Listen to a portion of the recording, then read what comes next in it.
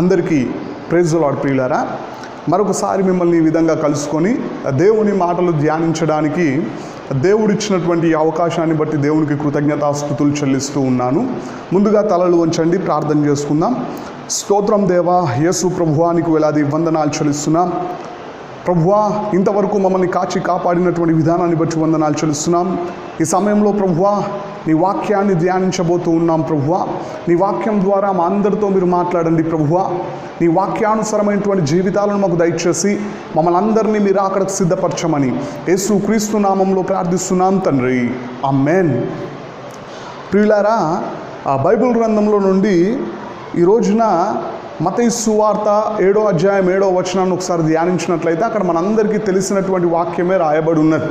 విశ్వాసులందరికీ కంఠస్థం చేయబడినటువంటి మాటలు అక్కడ మనకు కనిపిస్తూ ఉంటాయి. ప్రతి ఒక్కరు కూడా ఎన్నోసార్లు ఆ మాటని చదివే ఉంటారు, ఎన్నోసార్లు ఆ వాక్యాన్ని సేవకుల ద్వారా ప్రభు మాట్లాడుతూ ఉన్నప్పుడు ఆ మాటలు మనం వినే ఉంటాం. ఈ రోజున మరొకసారి ఆ మాటను ధ్యానించినట్లయితే అక్కడ వాక్యం సెలవిస్తూ ఉన్నది, అడుగుడి మీకు ఇయ్యబడును అని చెప్పేసి ఆ ప్రభు వారు మాట్లాడుతూ ఉన్నాడు. మనం ప్రార్థిస్తే దేవుడు ఇవ్వడానికి సిద్ధంగా ఉన్నాడు. బైబిల్ గ్రంథంలో ఆ మాట చాలాసార్లు తెలియజేయబడింది. ఉదాహరణకి ఇర్మియా గ్రంథం 33వ అధ్యాయం 3వ వచనంలో మనం ధ్యానించినట్లయితే, నాకు మొరపెట్టుము నేను నీకు ఉత్తరం ఇచ్చదును అని చెప్పేసి దేవుడు అక్కడ మాట్లాడుతూ ఉన్నాడు.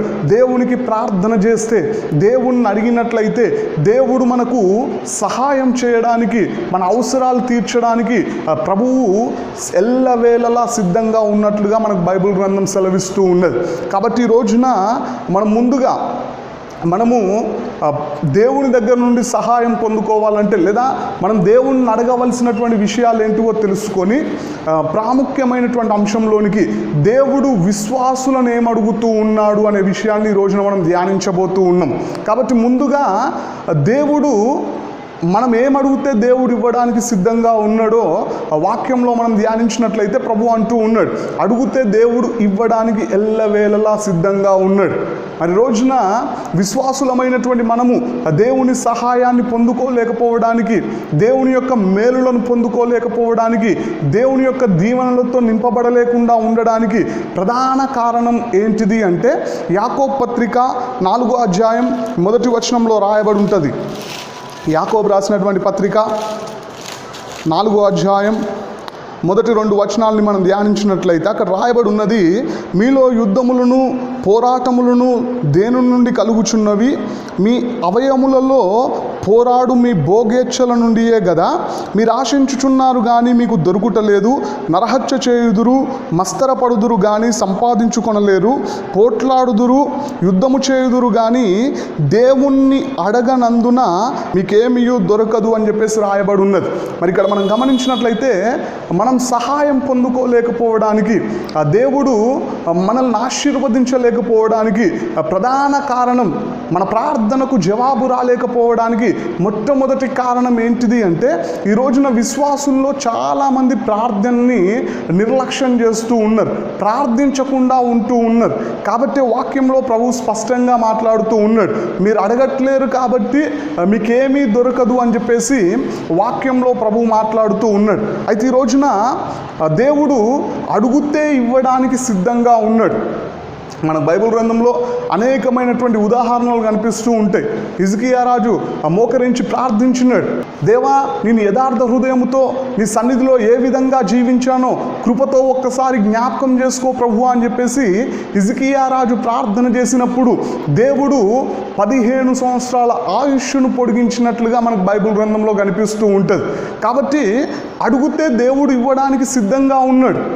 ఏమేమి అడగాలో కూడా వాక్యంలో రాయబడి ఉన్నది, ఏం అడిగితే దేవుడు ఇస్తాడో కూడా బైబిల్ గ్రంథంలో రాయబడి ఉన్నది. ఉదాహరణకు కొన్నింటిని మనం ధ్యానించినట్లయితే చూడండి, యాకోబు రాసినటువంటి పత్రిక 1వ అధ్యాయం, యాకోబు రాసినటువంటి పత్రిక 1వ అధ్యాయం 5వ వచనంలో రాయబడి ఉన్నది, మీలో ఎవనికైనను జ్ఞానము కొదువగా ఉన్న ఎడల అతడు దేవుణ్ణి అడగవలను, అప్పుడది అతనికి అనుగ్రహింపబడును.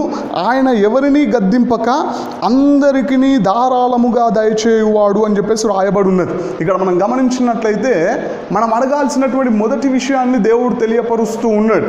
యాకోబు భక్తుని ద్వారా ప్రభు మాట్లాడుతూ అంటూ ఉన్నాడు, మీలో ఎవరికైనా జ్ఞానము కొదువగా ఉన్నట్లయితే, దేవా నాకు జ్ఞానం కావాలి అని చెప్పేసి ప్రభువు వారిని అడిగితే ఆయన ఎవరిని గద్దించకుండా అడిగిన వారందరికీ ధారాళముగా అనుగ్రహించును అని చెప్పేసి వాక్యంలో స్పష్టంగా రాయబడి ఉన్నది. కాబట్టి మనం మొదటిగా జ్ఞానాన్ని అడగాల్సిందిగా వాక్యం సెలవిస్తూ ఉన్నది. రెండోదిగా మనం గమనించినట్లయితే యోహాను సువార్త 16వ అధ్యాయం 16వ అధ్యాయం 24వ వచనంలో రాయబడి ఉన్నది, ఇది వరకు మీరేమియూ నా పేరట అడగలేదు, మీ సంతోషము పరిపూర్ణమగునట్లు అడుగుడి మీకు దొరుకును అని రాయబడి ఉన్నది. ఇక్కడ మనం గమనించినట్లయితే ఇప్పటి వరకు దేవుని పేరట ప్రార్థన చేయని వారు ఎవరైనా ఉన్నట్లయితే, లేదా మనం అడగాల్సినటువంటి రెండో విషయాన్ని దేవుడు తెలియపరుస్తూ ఉన్నాడు, మీ సంతోషము పరిపూర్ణమగునట్లు అడగండి మీకు దొరుకును అని చెప్పేసి వాక్యం సెలవిస్తూ ఉన్నది. ప్రభు మాట్లాడుతూ ఉన్నాడు, మీకు సంతోషానికి అడ్డుగా ఏ సమస్య అయితే ఉన్నదో, నీకు ఇబ్బంది పెడుతున్నటువంటి లేదా నిన్ను దుఃఖపరుస్తున్నటువంటి బాధ వేదన ఏదైతే ఉన్నదో దాని విషయంలో దేవుని సన్నిధిలో కనుక నువ్వు మొరపెట్టినట్లయితే, దేవుని దగ్గర విజ్ఞాపన చేసినట్లయితే దేవుడు నీ దుఃఖాన్ని సంతోషంగా మారుస్తా అని చెప్పేసి వాక్యం సెలవిస్తూ ఉన్నది. ఇప్పటి వరకు మీరు అడగలేదు కాబట్టే మీకు దొరకలేదు. ఇప్పటికైనా మీరు చేయాల్సినటువంటి పని ఏంటిది అంటే, మీ సంతోషము పరిపూర్ణమగునట్లు అడిగినట్లయితే, మీకు సంతోషం దేనివల్ల కలుగుతుందో లేదా మీ సంతోషానికి అడ్డుగా ఉన్నటువంటి సమస్య ఏదైతే ఉన్నదో దాని విషయంలో మీరు ప్రార్థించినట్లయితే దేవుడు మీకు పరిపూర్ణమైనటువంటి సంతోషాన్ని ఇవ్వడానికి దేవుడు సిద్ధంగా ఉన్నాడు.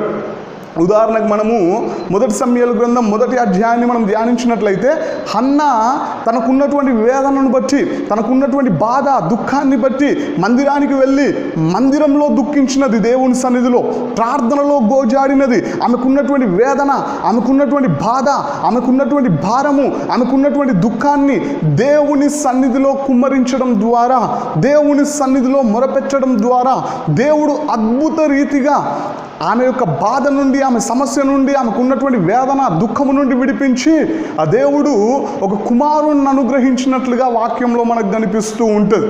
కాబట్టి ఈ రోజున ప్రభువారు మనతో మాట్లాడుతూ ఉన్నారు, మీ సంతోషము పరిపూర్ణమగునట్లు అడగండి. మీకు మీ సంతోషానికి అడ్డుగా ఉన్నటువంటి సమస్య ఏంటిదో దేవుని సన్నిధిలో అడగండి. దేవుడు సమస్య నుండి విడిపించి మీకు సంతోషాన్ని ఇవ్వడానికి సిద్ధంగా ఉన్నాడు అని చెప్పేసి వాక్యం సెలవిస్తూ ఉన్నది. మూడవదిగా మనం గమనించినట్లయితే, మనం అడగాల్సినటువంటి మూడవ విషయాన్ని బైబిల్ గ్రంథంలో ధ్యానించినట్లయితే చూడండి, లూకా సువార్త 11వ అధ్యాయం 13వ వచనంలో రాయబడి ఉన్నది, పరలోకమందున్న మీ తండ్రి తన్ను అడుగు వారికి పరిశుద్ధాత్మను ఎంతో నిశ్చయముగా అనుగ్రహించుననెను అని రాయబడి ఉన్నది. ఇక్కడ మనం గమనించినట్లయితే పరలోకంలో ఉన్నటువంటి మన తండ్రి ఎవరైతే పరిశుద్ధాత్మ దేవుడిని కావాలి అని కోరుకుంటారో, లేదా పరిశుద్ధాత్ముడు కావాలి అని చెప్పేసి దేవుని సన్నిధిలో అడుగుతారో, దేవుని దగ్గర ప్రార్థిస్తారో, అడిగిన వారికి అందరికీ పరిశుద్ధాత్మ దేవుణ్ణి అనుగ్రహించడానికి ఆ దేవుడు సిద్ధంగా ఉన్నట్లుగా వాక్యం సెలవిస్తూ ఉన్నది. నాలుగోదిగా మనం గమనించినట్లయితే, మనం అడగాల్సినటువంటి నాలుగో విషయాన్ని మనం బైబిల్ గ్రంథంలో ధ్యానించినట్లయితే చూడండి ప్రియులారా, కీర్తనలు గ్రంథము 2వ అధ్యాయము 8వ వచనంలో రాయబడి ఉన్నది, నన్ను అడుగుము జనములను నీకు స్వాస్యముగాను భూమిని దిగంతముల వరకు సొత్తుగాను ఇచ్చేదను అని రాయబడి ఉన్నది.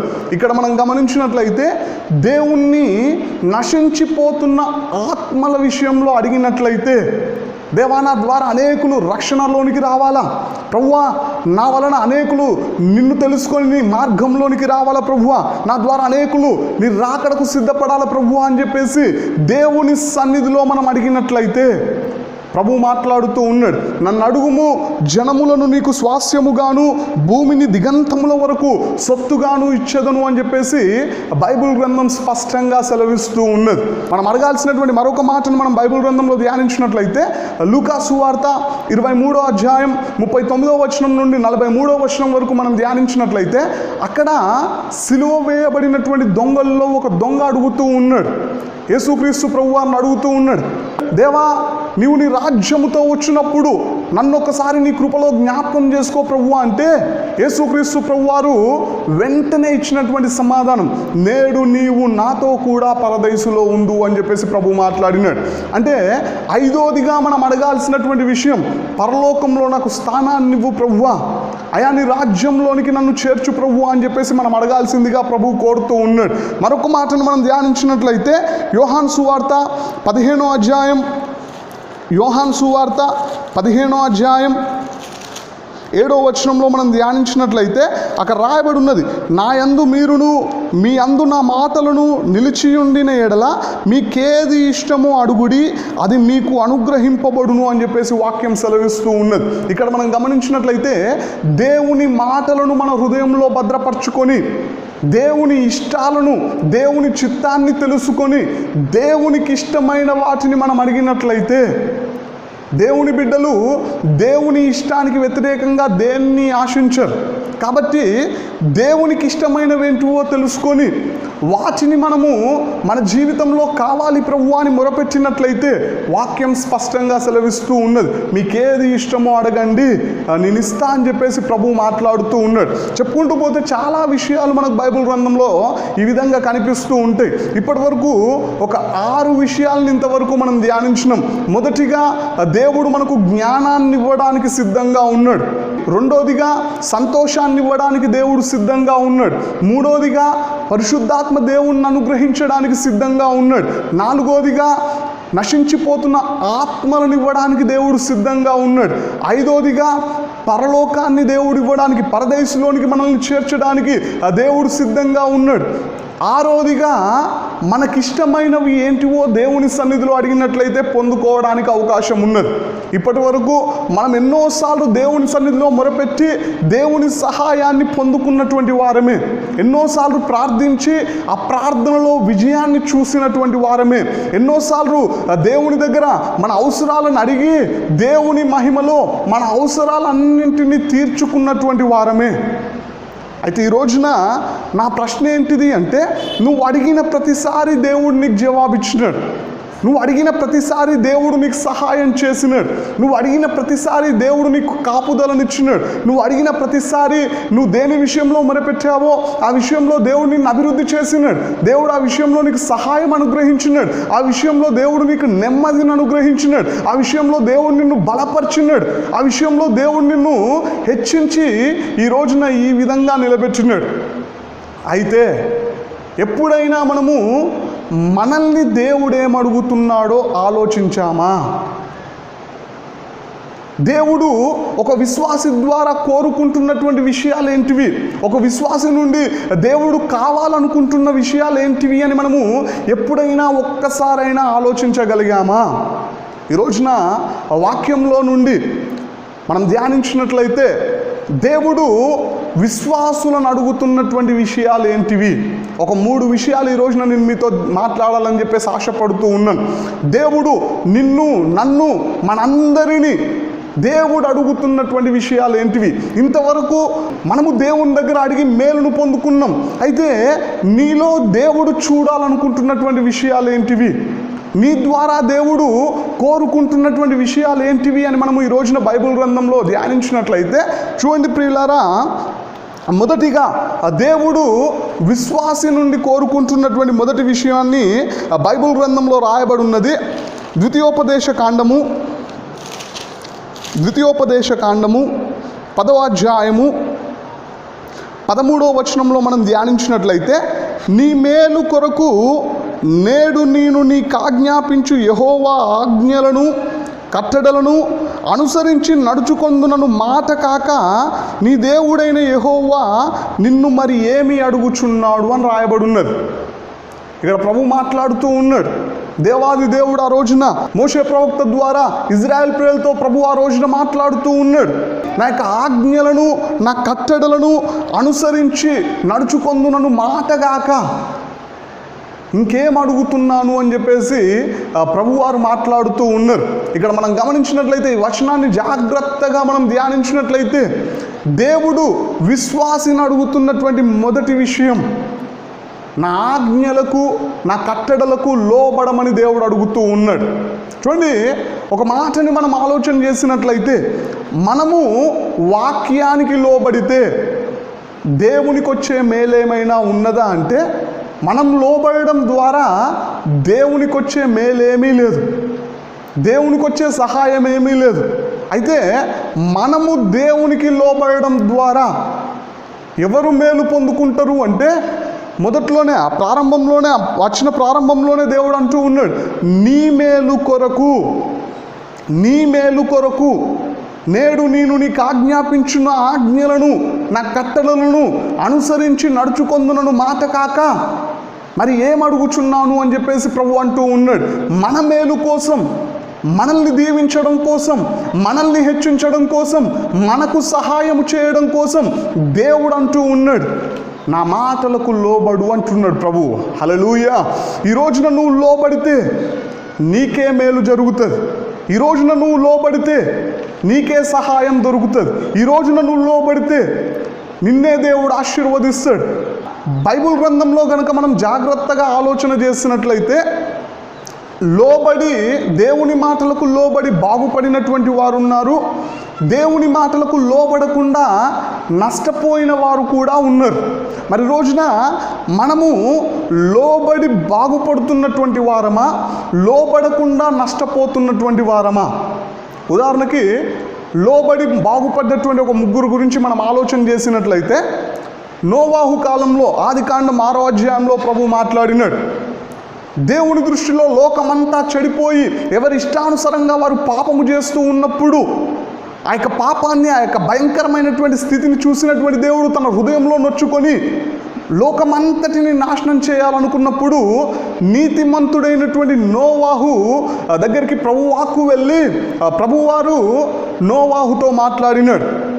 ఆ నీతిమంతుడిని నాశనం చేయడానికి దేవుడు ఇష్టపడకుండా ఆ యొక్క బుద్ధిహీనులతో పాటు నీతిమంతుడైనటువంటి నోవాహు కుటుంబాన్ని నాశనం చేయాలని దేవుడు ఉద్దేశించక నోవాహును కాపాడడం కోసం దేవుని వాక్కును పంపించిన నోవాహు దగ్గరికి, అయా లోకమంతా చెడిపోయి ఉన్నది, నా దృష్టిలో ఘోరమైనటువంటి పాపముగా కనిపిస్తూ ఉన్నది, మనుషులను చేసుకున్నందుకు నా హృదయంలో నొచ్చుకున్నా, కాబట్టి జల ప్రళయము ద్వారా ఈ భూమి మీద ఉన్న సమస్తాన్ని నాశనం చేయబోతూ ఉన్నాను. నీ కొరకు, నీ ఇంటి వారి కొరకు నువ్వు ఒక ఓడను చేసుకోవాలి అని చెప్పేసి ప్రభువు నోవాహుతో మాట్లాడినాడు. ఆదికాండం 6వ అధ్యాయంలో ఆ మాటలన్నీ మనకు కనిపిస్తూ ఉంటాయి. మనందరికీ తెలిసినటువంటి విషయాలే అవన్నీ కూడా. నోవాహు లోబడినందువలన దేవునికి ఏమైనా మేలు కలిగిందా? మీరే ఆలోచించండి. నోవాహు దేవుని వాక్కుకు లోబడడం ద్వారా రక్షింపబడింది ఎవరు అంటే నోవాహు కుటుంబం. ఆ లోబడడానికి 120 సంవత్సరాల కష్టాన్ని అనుభవించిన నోవాహు భక్తుడు 120 సంవత్సరాలు కష్టపడి ఒక ఓడను నిర్మించినాడు. తనతో పాటు తన ప్రజల్ని రక్షించాలని దేవుని వాక్కును తెలియపరిచినప్పుడు, దేవుడు చేయబోతున్నటువంటి సంగతిని తెలియపరిచినప్పుడు ఏ ఒక్కరూ వినలేదు.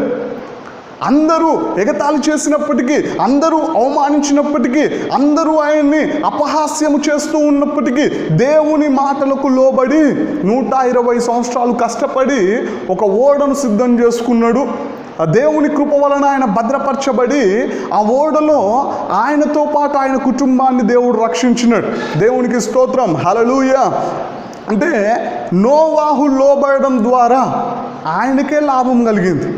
ఆయన ప్రాణముతో పాటు ఆయన కుటుంబ ప్రాణాలు, ఆయన కుటుంబీకుల ప్రాణాలు ఆయన రక్షించగలిగినాడు దేవుని మాటకు లోబడడం ద్వారా. రెండో వ్యక్తి ఆదికాండం 12వ అధ్యాయంలో మనకు కనిపిస్తూ ఉంటుంది. అబ్రహామా, నీవు లేచి నీ దేశము నుండి, నీ బంధువుల యొద్ద నుండి, నీ తండ్రి ఇంటి వారందరినీ విడిచిపెట్టి నేను చూపించే దేశానికి వెళ్ళు అని చెప్పేసి ప్రభు మాట్లాడినాడు అబ్రహాముతో. అబ్రహాము దేవుని మాటలకు విధేయత చూపించి అక్కడి నుండి బయలుదేరి వెళ్ళినట్లుగా మనకు కనిపిస్తూ ఉంటుంది. ఆదికాండం 12వ అధ్యాయం మొదటి 5 వచనాలను మనం ధ్యానించినట్లయితే అక్కడ అబ్రహాంతో ప్రభువారు మాట్లాడినప్పుడు అబ్రహాము లోబడి వెళ్ళినట్లుగా మనకు కనిపిస్తూ ఉంటుంది. అబ్రహాము లోబడినందువలన దీవించబడింది ఎవరు, ఆశీర్వదించబడింది ఎవరు, సహాయాన్ని పొందుకున్నది ఎవరు అంటే అబ్రహామే. ఒకవేళ లేదు ప్రభువా నన్ను ఇక్కడనే ఆశీర్వదించు అంటే ఆశీర్వాదాలు పొందుకోలేకపోతుండే. ఈ రోజున అనేకులకు తండ్రిగా ఆయన ఉండకపోతుండే. ఈ రోజున ఆయన విశ్వాసులందరికీ తండ్రిగా పిలువబడుతూ ఉన్నాడు. దేవుడు ఆయనతో మాట్లాడినప్పుడు పిల్లలు లేనటువంటి వానిగా కనిపిస్తూ ఉన్నాడు. ఆ స్థితిలో ఆయన దిగులుతో ఉన్నప్పుడు, బాధతో ఉన్నప్పుడు, వేదనతో ఉన్నప్పుడు దేవుడు మాట్లాడుతూ ఉన్నాడు. అయ్యా నా మాటకు లోబడి నేను చూపించే దేశానికి వెళ్ళు అని చెబితే ఆయన బయలుదేరి వెళ్ళినాడు. కాబట్టి దేవుడు అద్భుత రీతిగా అబ్రహాముకు సంతానాన్ని కలగజేసినాడు. అద్భుత రీతిగా దేవుడు అబ్రహామును ఆశీర్వదించినాడు. ఆదికాండం 24వ అధ్యాయం మొదటి వచనంలో రాయబడి ఉంటుంది, అబ్రహాము బహుకాలము గడిచిన వృద్ధుడై ఉండెను, అన్ని విషయములలోనూ యెహోవా అబ్రహామును ఆశీర్వదించెను అని రాయబడి ఉంటుంది.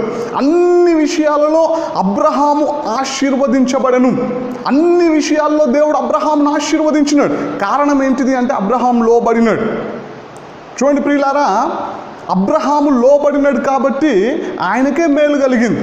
ఆయన్నే దేవుడు ఆశీర్వదించినాడు. ఆయనకు దేవుడు సంతానాన్ని అనుగ్రహించినాడు. ఆయన సంతానాన్ని దేవుడు ఏర్పరచుకున్నాడు. ఆయన ద్వారా మీద ఉన్నటువంటి సమస్త వంశములను దేవుడు ఆశీర్వదించినాడు. ఆశీర్వాదకరముగా అబ్రహామును దేవుడు నిలబెట్టినాడు. ఆ రోజున దేవుడు అబ్రహామును అంతగా ఆశీర్వదించడానికి కారణం ఏంటిది అంటే అబ్రహాము లోబడినాడు దేవుని మాటకి. మూడో వ్యక్తి మనకు కనిపిస్తూ ఉంటాడు. క్రొత్త నిబంధనలో కూడా మనం ధ్యానించినట్లయితే లూకా సువార్త 5వ అధ్యాయంలో దేవుడు గలిలయ సముద్ర తీరానికి వెళ్ళినప్పుడు జనులందరూ యేసుక్రీస్తు ప్రభువారు వెంట వెళ్ళినప్పుడు సీమోను పేతురు దోణిలోనికి వెళ్ళి జనులందరికీ బోధించినాడు.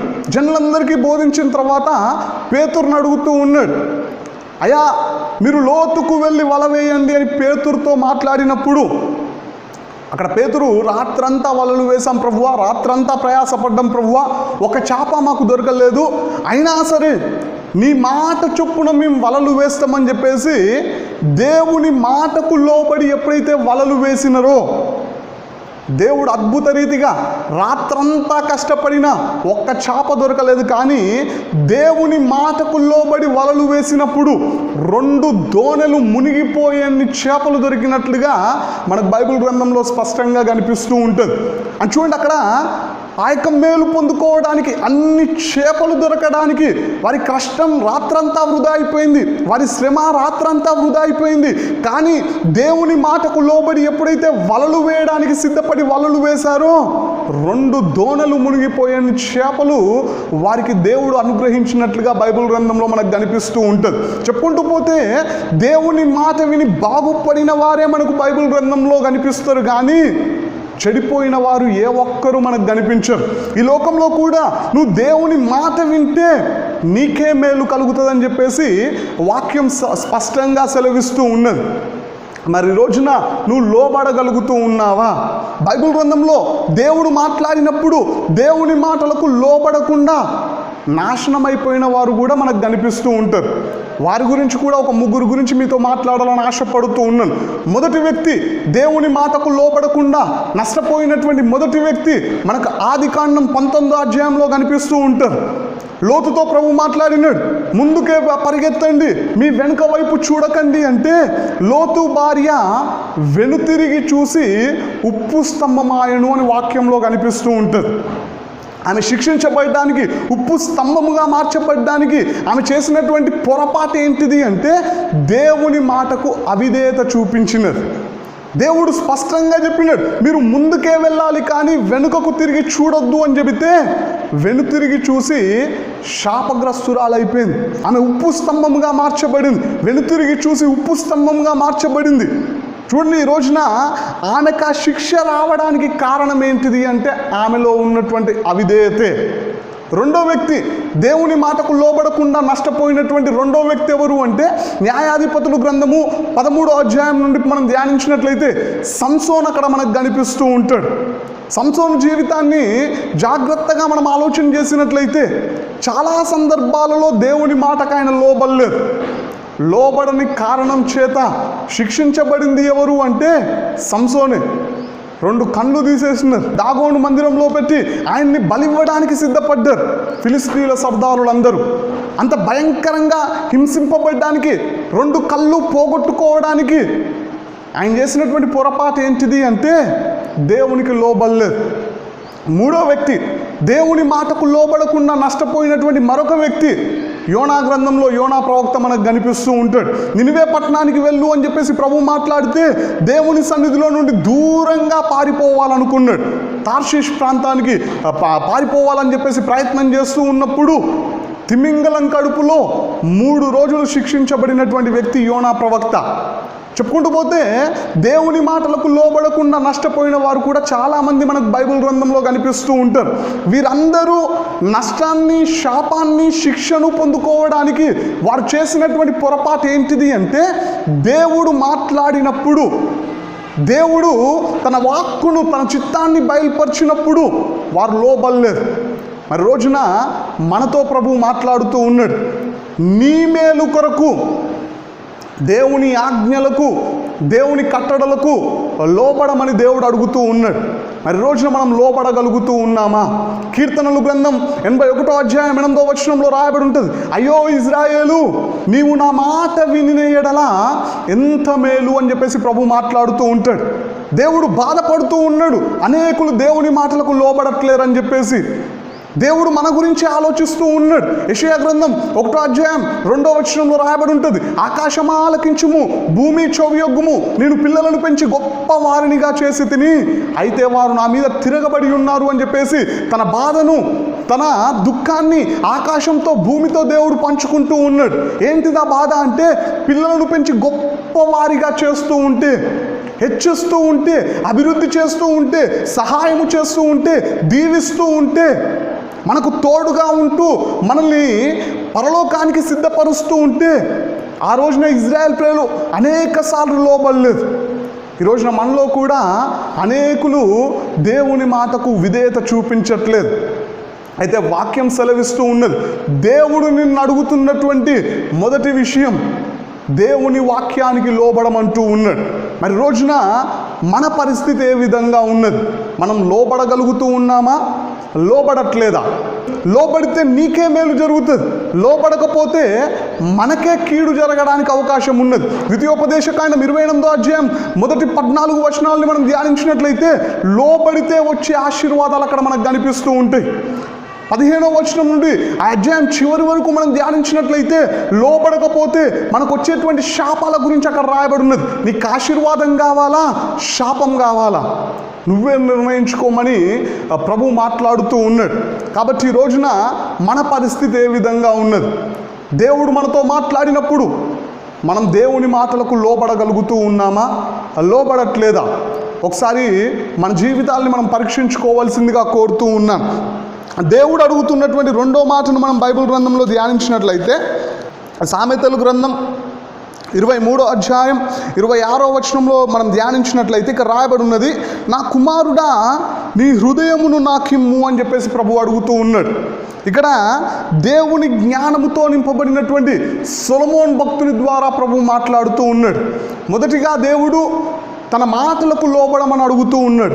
రెండోదిగా ప్రభు అడుగుతున్నటువంటి విషయం ఏంటిది అంటే ఇక్కడ రాయబడి ఉన్నది, నా కుమారుడా నీ హృదయాన్ని నాకిమ్ము అంటున్నాడు.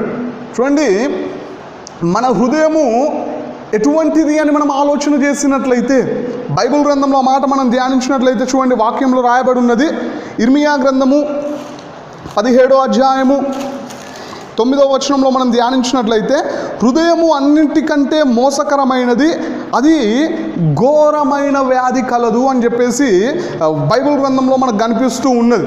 హృదయము అన్నింటికంటే మోసకరమైనది, అది ఘోరమైన వ్యాధి కలది అని చెప్పేసి ఇర్మియా ప్రవక్త ద్వారా ప్రభు మాట్లాడుతూ ఉన్నాడు. దేవుడు మన మంచి హృదయాన్ని అడగట్లేడు. మనుషులందరి హృదయాలు ఎటువంటివి అంటే వాక్యంలో స్పష్టంగా మాటలు మనకు కనిపిస్తూ ఉన్నది, హృదయం అన్నింటికంటే మోసకరమైనది.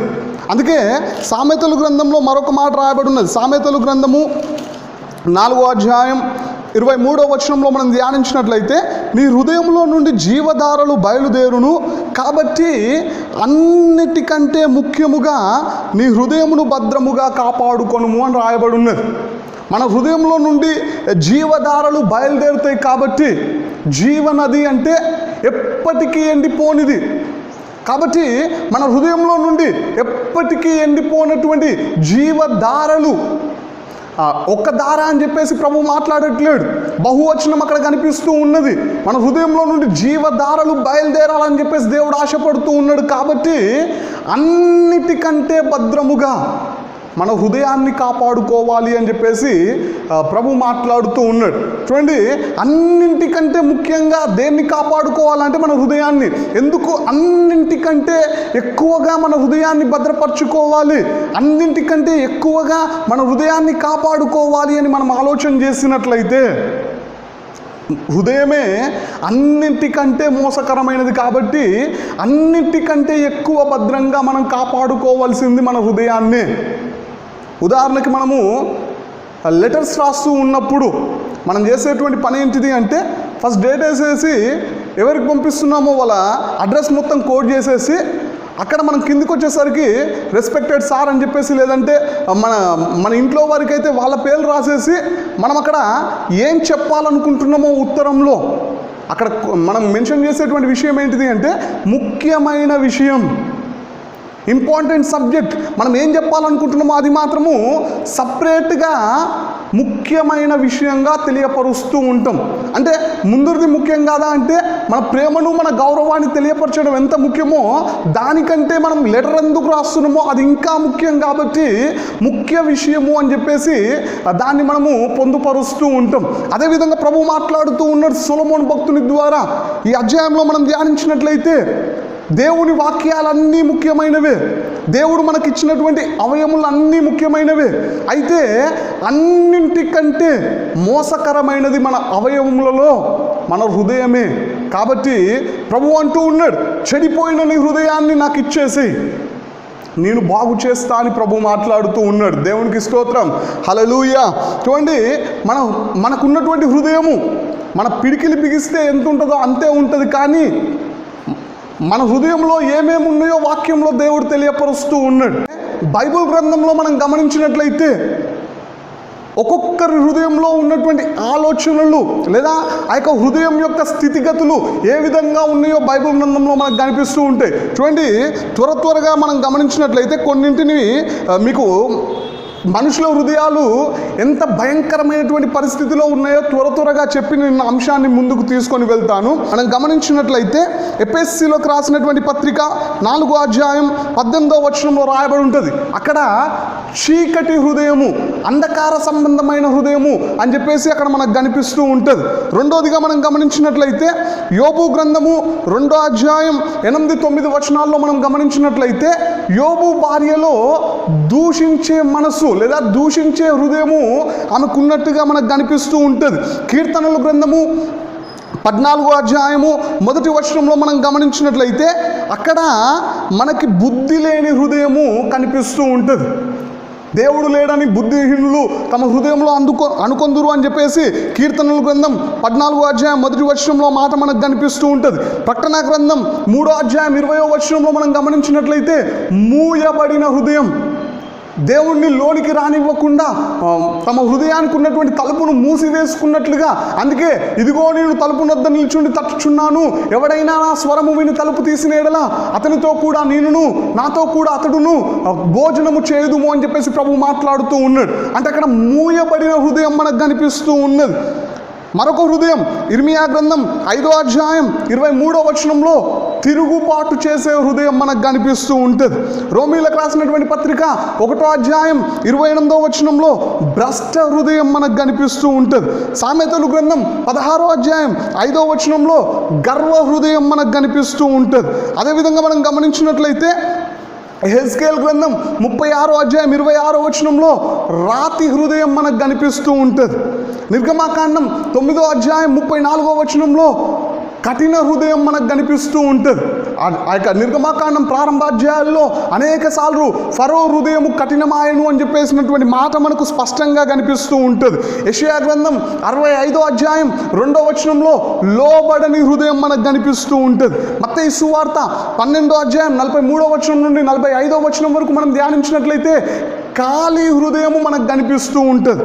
అదేవిధంగా మనం గమనించినట్లయితే ఇర్మియా గ్రంథం 51వ అధ్యాయం 46వ వచనంలో దిగులుతో ఉన్నటువంటి హృదయం మనకు కనిపిస్తూ ఉంటుంది. చూడండి, మనం చెప్పుకుంటూ పోతే చాలా రకాల హృదయ స్థితులు మనకు కనిపిస్తూ ఉన్నాయి బైబిల్ గ్రంథంలో.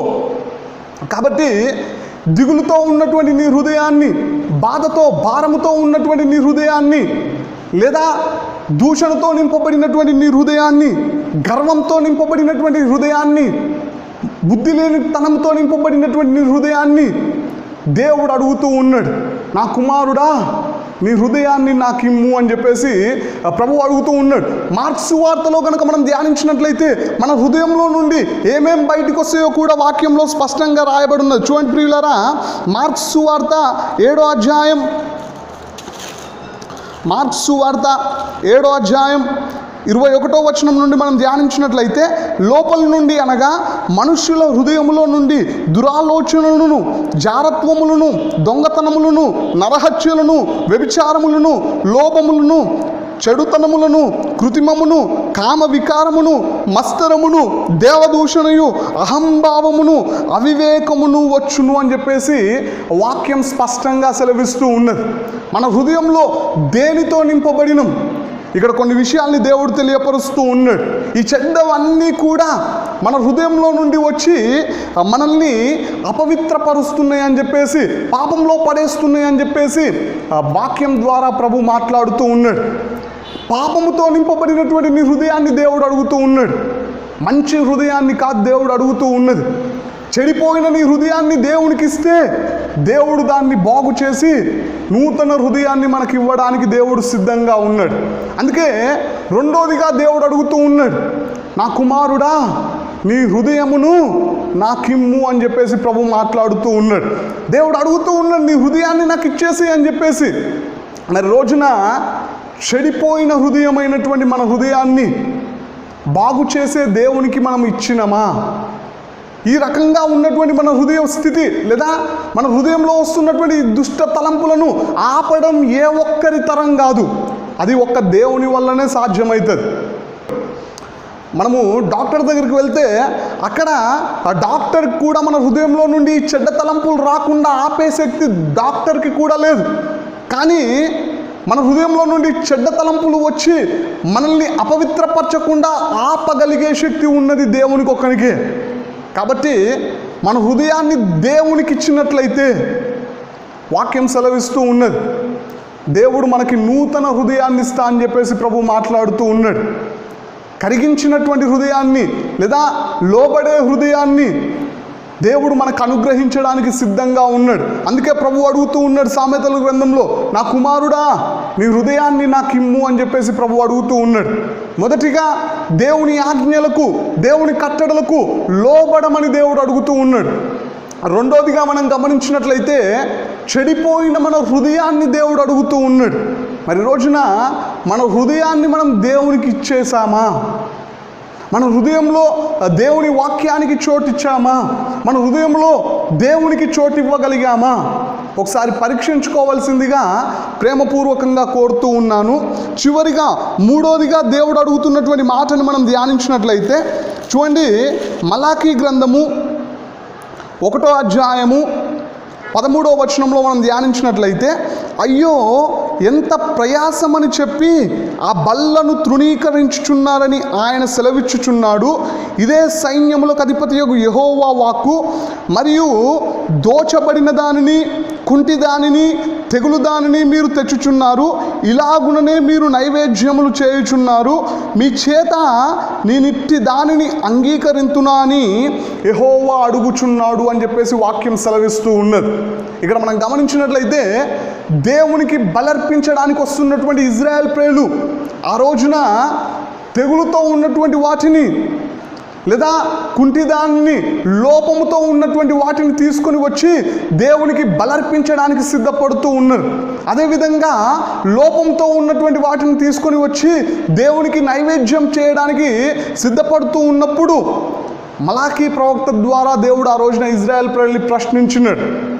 మీరు ఈ విధమైనటువంటి వాటిని తీసుకొని వచ్చి నాకు బలర్పిస్తున్నారే, నాకు నైవేద్యములు చేయుచూ ఉన్నారే, ఇట్టి దాన్ని నేను అంగీకరించుదునా అని చెప్పేసి ఆ రోజున ఇజ్రాయెల్ ప్రజల్ని దేవుడు అడుగుచూ ఉన్నాడు. అంటే దేవునికి ఇవ్వవలసి వచ్చినప్పుడు మనం మనస్ఫూర్తిగా ఇవ్వగలుగుతూ ఉన్నామా అనే విషయాన్ని దేవుడు అడుగుతూ ఉన్నాడు. మరి ఈ రోజున మన పరిస్థితి ఏ విధంగా ఉన్నది? దేవుడు ఈ లోకంలో చూపించినటువంటి మాదిరి ఏంటిది అంటే పుచ్చుకొనుట కంటే ఇచ్చుట మేలు అని చెప్పేసి వాక్యంలో రాయబడి ఉన్నది. యేసుక్రీస్తు ప్రభు వారి జీవితాన్ని మనం ఒకసారి ఆధారంగా తీసుకున్నట్లయితే ఆయన ఎప్పుడు కూడా ఏది పుచ్చుకోలేదు. ఆయన తన ప్రాణంతో సహా ఆయన దగ్గర ఉన్నవన్నింటినీ ఇవ్వడానికే సిద్ధపడినట్లుగా బైబిల్ గ్రంథంలో మనకు కనిపిస్తూ ఉంటుంది.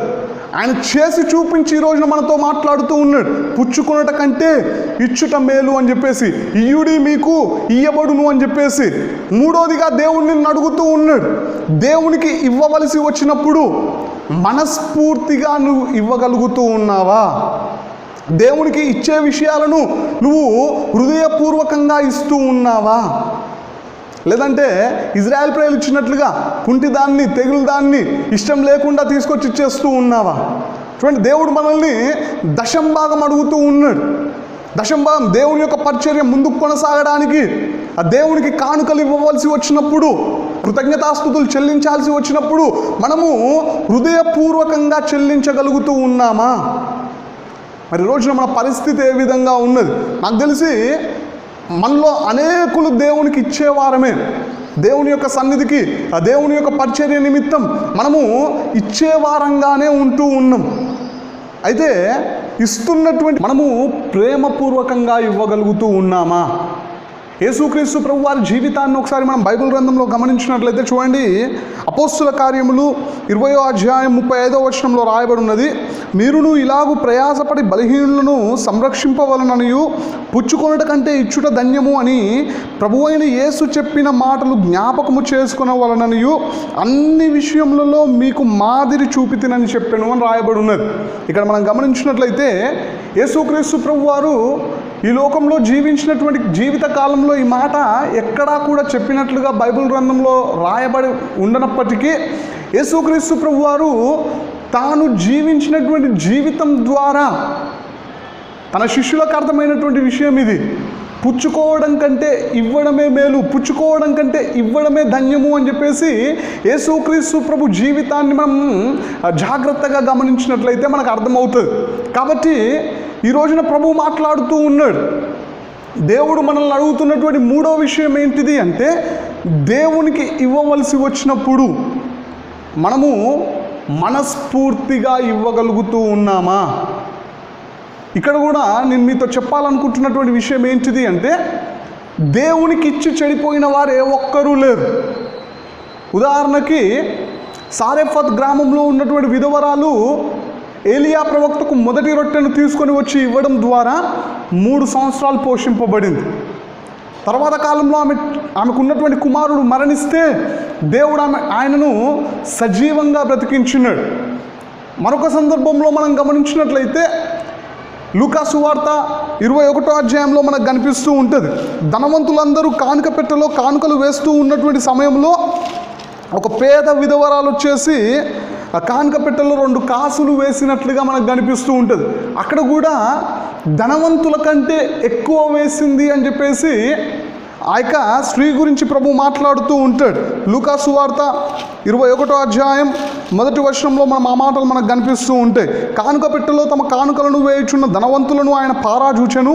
ఒక బీద విధవరాలు 2 కాసులు అందులో వేయుచుండగా చూచి, ఈ బీద విధవరాలు అందరికంటే ఎక్కువ వేసనని మీతో నిజముగా చెప్పుచున్నాను అంటున్నాడు.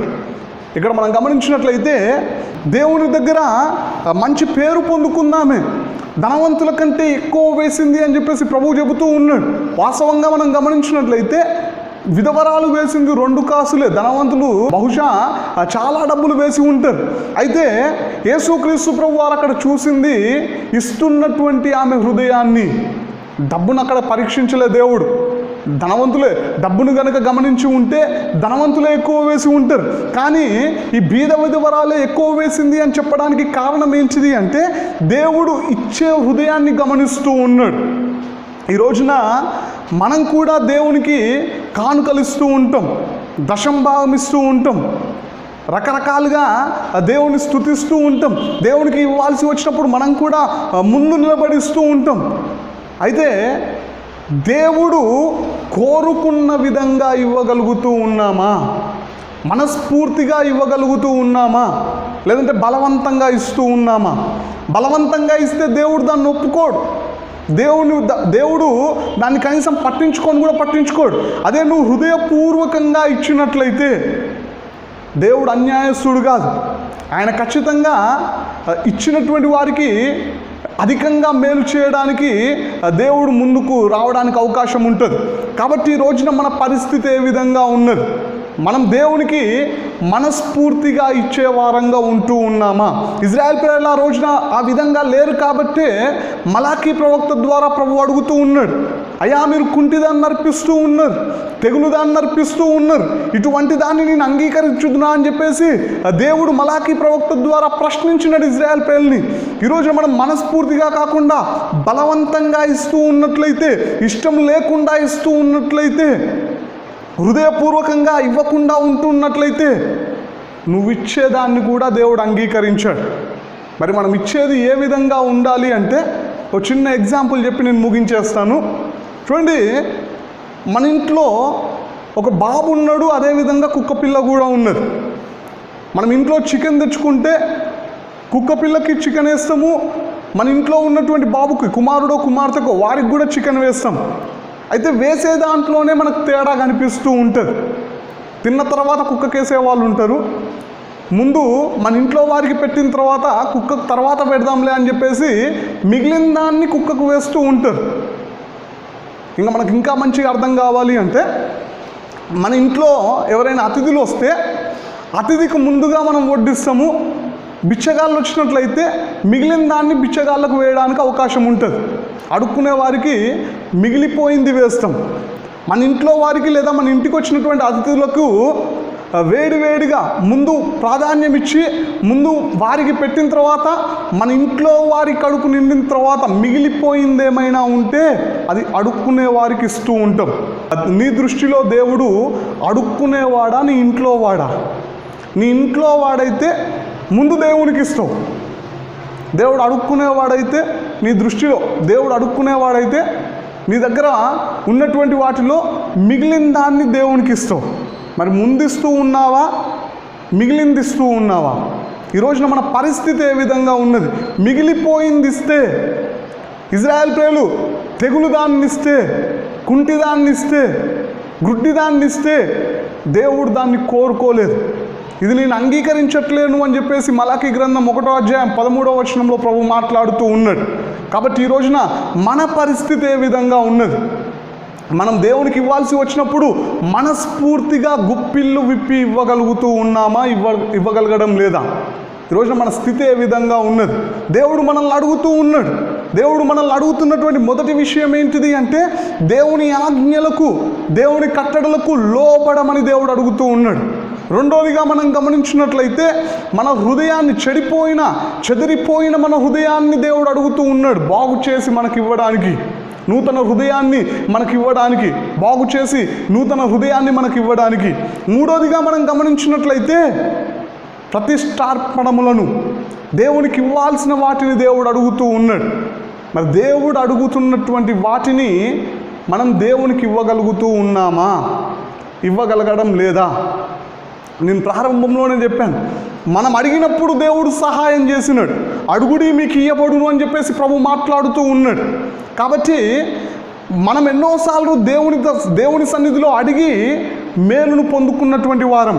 మరి రోజున దేవుడు మనల్ని అడుగుతూ ఉన్నప్పుడు దేవుడు అడుగుచున్న విషయాల్ని ఇచ్చే స్థితిలో మనం ఉన్నామా? చూడండి, ఇవి ఇవ్వడానికి పెద్ద ఖర్చు ఏం కావు. ఇవి ఇవ్వడానికి పెద్ద బరువేం కాదు. ఎందుకంటే మన హృదయాన్ని ఇవ్వమంటూ ఉన్నాడు, మనల్ని బాగు చేయడానికి, మన హృదయాన్ని బాగు చేయడానికి. ఆయన మాటలకు లోపడమంటూ ఉన్నాడు, మనకు మేలు చేయడానికే. దేవునికి ప్రతిష్టార్పణములను ఇవ్వమంటూ ఉన్నాడు. మరి రోజున మన పరిస్థితి ఏ విధంగా ఉన్నది? ఒక చిన్న సాక్ష్యం చెప్పేసి నేను ముగించేస్తాను. చూడండి, దేవుడు మనకిచ్చింది ఆయన ప్రాణం కంటే విలువైంది ఈ లోకంలో ఏదీ లేదు. దేవుడు ఆయన ప్రాణాన్ని సహితము లెక్క చేయకుండా, ఆలోచించకుండా మన కోసము కల్వరి శిలువలో అర్పించేసినాడు. చూడండి, ప్రాణం ఇవ్వడం అంటే మామూలు మాటనా? నేను జైరాబాద్ దగ్గర ఒక గ్రామానికి వాక్యం చెప్పడానికి వెళ్ళాను కొన్ని సంవత్సరాల క్రితం.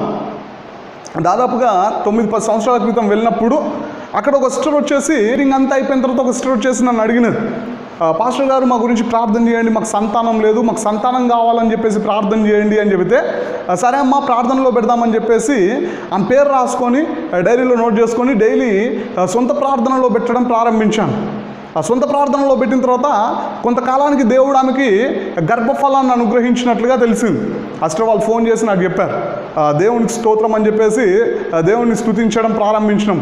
నేను, మా చర్చ్లో ఉన్నటువంటి కొంతమంది, అదేవిధంగా ఆ జైరాబాద్లో ఉన్నటువంటి ఆ సంఘ సభ్యులు కూడా దేవుని నామాన్ని స్తుతించడం ప్రారంభించినారు.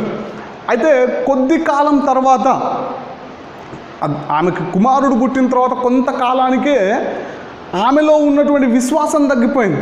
ఆమెలో ఉన్నటువంటి దేవుని పట్ల ఉన్నటువంటి ఆసక్తి, దేవుని పట్ల చూపించేటువంటి ప్రేమ చాలా మట్టుకు తగ్గిపోయినట్లుగా నాకు తెలిసింది.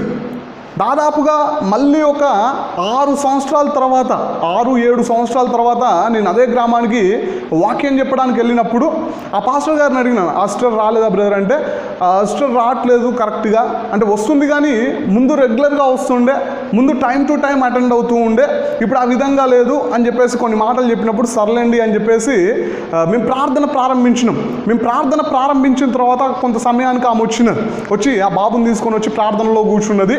మేమందరం కళ్ళు మూసుకొని దేవుణ్ణి స్తుతిస్తూ, దేవుణ్ణి ఆరాధిస్తూ ప్రార్థనలో, దేవుణ్ణి ఆరాధనలో లీనమైపోయినప్పుడు ఆ బాబు చిన్న బాబు కాబట్టి నడుచుకుంటూ మెల్లగా బయటికి వెళ్ళిపోయి ఆ చర్చి బయటనే కొంచెం పాడుబడ్డ బావిలాగా ఉంటే ఆ బావిలో పడిపోయినట్టు. ఆ బావిలో పడిపోతే మేమందరం కళ్ళు మూసుకొని ఉన్నాం చర్చిలో. దాదాపుగా ఆ రోజున అందరూ కళ్ళు మూసుకొని ఆత్మలో లీనమై దేవుణ్ణి ఆరాధిస్తూ ఉన్నటువంటి టైంలో అక్కడ ఆ బాబు బావిలో పడిపోయినాడు. ఆ చర్చ్ బయటనే ఉన్నది బావి, ఆ బావిలో పడిపోయినాడు. ఆ బావిలో పడిపోతే ప్రార్థన అయిపోయిన తర్వాత దాదాపు ఒక 1/2 అవర్ తర్వాత అనుకుంటా, నేను ప్రార్థన ముగించిన తర్వాత చూస్తే ఆ బాబు కనిపించలేదు. ఆ అస్టరు గందరగోళం చేస్తూ ఉన్నది, నా బాబు ఎక్కడ పోయిండు, నా బాబు కావాలా అని చెప్పేసి అరుస్తూ ఏడుస్తూ అక్కడ ఇక్కడ పరిగెడుతూ ఉన్నది. ఆమె వచ్చినప్పుడు నాతో వచ్చి ఒక మాట చెప్పింది, లోకంలో ఎవ్వరు లేకపోయినా నేను బ్రతుకుతాను కానీ ఈ బాబు లేకపోతే నేను బ్రతకలేను అని చెప్పేసి ఒక మాట చెప్పింది. నాకు వెంటనే ఆ మాటనే గుర్తుకొచ్చింది. ఇప్పుడు బాబు కనిపించట్లేదు, ఎక్కడికి వెళ్ళిండో అర్థం కావట్లేదు, మరి ఇస్టర్ పరిస్థితి ఏంది అంటే ఆమె చాలా బాధపడుతూ ఉన్నది, దుఃఖపడుతూ ఉన్నది. చర్చ్లో ఉన్నటువంటి వాళ్ళందరం కూడా తలో వైపునకు వెళ్ళి వెతుకుతూ ఉన్నాం. మాస్టర్ ఒక వైపు పరిగెత్తింది, వాళ్ళ హస్బెండ్ ఒక వైపు పరిగెత్తాడు. చర్చ్లో ఉన్నటువంటి వాళ్ళందరూ తలా ఒక వైపు పరిగెత్తి గమనిస్తే ఎక్కడ కనిపించట్లేడు. ఎవరికో డౌట్ వచ్చింది, బావి దగ్గర కూడా చూద్దామని చెప్పేసి ఆ బావిలో చూసేసరికి ఆ బావిలో కనిపిస్తూ ఉన్నాడు బాబు. అప్పుడు నాకు వెంటనే అస్టర్ అన్న మాటనే గుర్తుకొచ్చింది, ఎవరు లేకపోయినా బ్రతుకుతాను కానీ బాబు లేకపోతే నేను బ్రతకను అని చెప్పింది. నేను అస్టర్ వైపే చూస్తున్నా, ఆమె చాలా దూరంలో ఉన్నది. అస్టరు ఇందులో ఉన్నాడని చెప్పగానే పరిగెత్తుకుంటూ వచ్చింది. నేను అనుకున్నాను, ఒక సెకండ్ కూడా ఆలస్యం చేయకుండా బావిలోకి దుంకేస్తుంది అనుకున్నాను. ఆమె ఆ బావి దగ్గరకు వచ్చి అక్కడనే నిలబడి అబ్బో అని చెప్పేసి, కొడుకా అని చెప్పేసి ఏడుస్తూ ఉన్నది, కానీ బావిలోకి మాత్రం దుంకట్లేదు. నేను అనుకున్నాను బాబు లేకపోతే చనిపోతా అన్నది కాబట్టి ఖచ్చితంగా దూకేస్తుంది అనుకున్నాను, కానీ దూకట్లేదు. అంటే తల్లి ప్రేమ మన కొరకు మరణించేంత లేదు. ప్రతి ఒక్క తల్లి కూడా కుమారుల కోసం లేదా కుమార్తెల కోసం మరణించారు, కాకపోతే ప్రేమిస్తారు. ఈ లోకంలో ఉన్నటువంటి ప్రేమల్లో గొప్ప ప్రేమ తల్లి ప్రేమే, అది నేను ఒప్పుకుంటాను. కానీ పిల్లల కోసం చచ్చిపోయేంత ప్రేమ మాత్రం లేదు తల్లిదండ్రుల్లో. అయితే మన కోసం చచ్చిపోయేంత ప్రేమ ఎవరిలో ఉన్నది అంటే అది ఒక్క యేసుక్రీస్తు ప్రభులోనే మనకు కనిపిస్తూ ఉంటుంది. దేవునికి స్తోత్రం, హల్లెలూయా. దేవుడు నీ కోసం నా కోసం పాడైపోయిన మన జీవితాన్ని బాగు చేయడం కోసం పరిశుద్ధతను ప్రక్కన పెట్టేసి ఆయన పాపిగా మార్చబడ్డాడు, పాపిగా తీర్పు పొందుకున్నాడు. ఆయనలో పాపము ఏమాత్రము లేదు. నాలో పాపం ఉన్నదని మీలో ఎవడు స్థాపించును అని చెప్పేసి 2020 సంవత్సరాల క్రితం దేవుడు ప్రశ్నిస్తే ఈ రోజు వరకు కూడా ఆయనలో ఒక్క తప్పును వేలెత్తి చూపెట్టలేకపోతూ ఉన్నది ప్రపంచం. ఆయన అంత పరిశుద్ధుడైన దేవుడు మనందరినీ రక్షించడం కోసం ఒక పాపిగా తీర్పు పొందుకున్నాడు. ఆయన మహిమను విడిచిపెట్టినాడు, ఆయన మహిమ శరీరాన్ని విడిచిపెట్టినాడు, ఆయన సింహాసనాన్ని విడిచిపెట్టినాడు, దేవదూతలు చేస్తున్నటువంటి ఆరాధనను విడిచిపెట్టినాడు, దేవుడు అనేటువంటి స్థానాన్ని విడిచిపెట్టి మనందరి కోసం ఈ లోకానికి దిగి వచ్చి మట్టి శరీరం వేసుకొని ఆయన జన్మించేటువంటి సమయంలో ఆయనకు చోటు ఇవ్వకపోయినా తృణీకరించినప్పటికీ మనుషుల మీద ద్వేషాన్ని పెంచుకోకుండా, మనుషుల మీద కోపగించుకోకుండా ఆయన కల్వరి సిలువలో ఆయన ప్రాణాన్ని సహితం లెక్క చేయకుండా అర్పించేసినాడు. తల్లి ఆలోచించింది దూకడానికి, యేసుక్రీస్తు ప్రభు వారు ఆలోచించలే ఈ లోకానికి వచ్చి మనందరి కోసం ప్రాణాన్ని అర్పించడానికి. యేసుక్రీస్తు ప్రభు వారు మన కోసం ప్రాణం ఇచ్చినాడు. మరి ఆయన కోసం నువ్వేమి ఇవ్వగలుగుతూ ఉన్నావు? కనీసం దేవుడు అడిగిందైనా ఇవ్వాలి కదా. మరి ఇప్పుడు దేవుడు అడుగుతున్నవి ఏంటివి అంటే, మొదటిగా ఆయన ఆజ్ఞలకు లోబడమంటూ ఉన్నాడు. లోబడితే నీకే మేలు అని వాక్యం సెలవిస్తూ ఉన్నది. రెండోదిగా పాడైపోయిన మన హృదయాన్ని అడుగుతూ ఉన్నాడు, బాగు చేసి నూతన హృదయాన్ని దేవుడు మనకిస్తా అంటున్నాడు. మూడోదిగా దేవునికి ఇవ్వాల్సి వచ్చినప్పుడు మనస్ఫూర్తిగా హృదయపూర్వకంగా ఇవ్వమంటూ ఉన్నాడు. దేవునికి ఇచ్చి శోధిస్తే ఆకాశపు వాక్యంలు విప్పి ఆ దేవుడు పట్టజాలనంత విస్తారంగా ఇవ్వడానికి సంసిద్ధంగా ఉన్నాడు. మరి రోజున మన పరిస్థితి ఏ విధంగా ఉన్నది? మనం ఎన్నోసార్లు దేవుణ్ణి అడిగి పొందుకున్నాం. మరి దేవుడు అడుగుచున్న వాటిని దేవునికి ఇవ్వగలుగుతూ ఉన్నామా, ఇవ్వగలగడం లేదా? ఒకసారి పరీక్షించుకోండి. ఈ కొద్ది వాక్యం దేవుడు దీవించునుగాక. తలలు వంచండి, ప్రార్థన చేసుకుందాం. స్తోత్రం దేవా, యేసు ప్రభువా, నీకు వేలాది వందనాలు చెల్లిస్తున్నాం.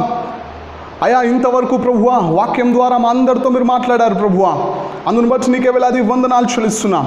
యేసు ప్రభువా, వాక్యానుసారమైనటువంటి జీవితాలను మాకు దయచేయండి. అవును ప్రభువా, మేము ఎన్నోసార్లు మీకు ప్రార్థించినప్పుడు ప్రభువా మా ప్రార్థనలకు ఫలితంగా మాకు సహాయం చేశారు ప్రభువా, అందును బట్టి నీకే వేలాది వందనాలు చెల్లిస్తున్నాం. అయా, ఈ రోజున ప్రభువా మీరు అడుగుచున్న వాటిని అయా మేము ఇవ్వగలగాల ప్రభువా, ఇచ్చే మనసును మాకు దయచేయండి. అయా, నీ మాటలకు లోబడమని అడుగుతూ ఉన్నారు ప్రభువా, మా మేలు కోసమే ప్రభువా. అయా, నీ మాట విని బాగుపడ్డ వారు ఎంతోమంది కళ్ళ ముందట ఉన్నారు ప్రభువా, బైబిల్ గ్రంథంలో మాకు కనిపిస్తూ ఉన్నారు ప్రభువా. యేసు ప్రభువా, మేము కూడా నీ మాటలకు లోబడాలా, నీ మాట విని ప్రభువా మీ మేలులను పొందుకోవాలా రాజా. యేసు ప్రభువా, పాడైపోయిన మా హృదయాన్ని మీరు అడుగుతూ ఉన్నారు ప్రభువా. అయ్యా, మా హృదయాన్ని మీకు ఇవ్వాలా ప్రభువా, మా హృదయంలో మీకు స్థానాన్ని ఇవ్వాలా ప్రభువా. యేసయ్యా, మీరు సహాయము చేయండి రాజా. అదేవిధంగా ప్రభువా, అయ్యా నీ పరిచర్యకు ఇవ్వాల్సి వచ్చినప్పుడు ప్రభువా హృదయపూర్వకంగా ఇచ్చే మనస్సును మాకు దయచేయండి. మనస్ఫూర్తిగా ఇచ్చేటువంటి మనస్సును మాకు దయచేసి అయా మమ్మల్ని అందరినీ మీరు రాకడకు సిద్ధపరచమని యేసుక్రీస్తు నామంలో ప్రార్థిస్తున్నాం తండ్రి, ఆమేన్.